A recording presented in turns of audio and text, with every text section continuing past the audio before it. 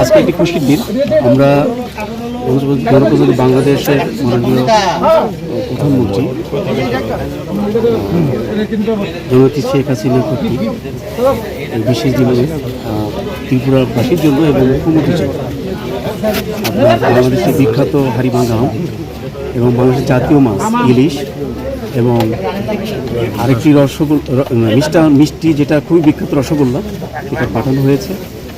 আসলে এই আমাদের ত্রিপুরা এবং বাংলাদেশের সম্পর্ক এটা কিন্তু সেই 1971 সালের আগে থেকেও আমাদের সহমর্মিতা অবস্থান বজায় আছে।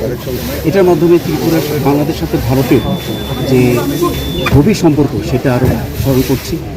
এই আজকের এই দিনে আরও স্মরণ করছি যে ভারতের সাথে ত্রিপুরার সাথে বাংলাদেশের যে একটা হৃদ্রতা এবং আত্মার সম্পর্ক এটা আরও দৃঢ় হবে, সুদৃঢ় হবে এবং ভবিষ্যতে আমরা দুই প্রতিবেশী রাজ্যদের যেটাই বলি আরও এগিয়ে যাব এবং উন্নতির পথে চলমান থাকবে আমাদের এই যাত্রা।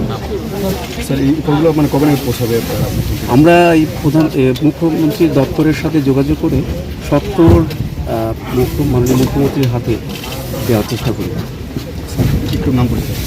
আমার নাম মোহাম্মদ রেজাউল চৌধুরী। আমি বাংলাদেশ অ্যাসিস্ট্যান্ট হাই কমিশন আগরতলার প্রথম সচিব এবং এইচএসি দায়িত্ব পালন করছি। সাথে আমার সহকর্মী আছেন প্রথম সচিব আলামিন।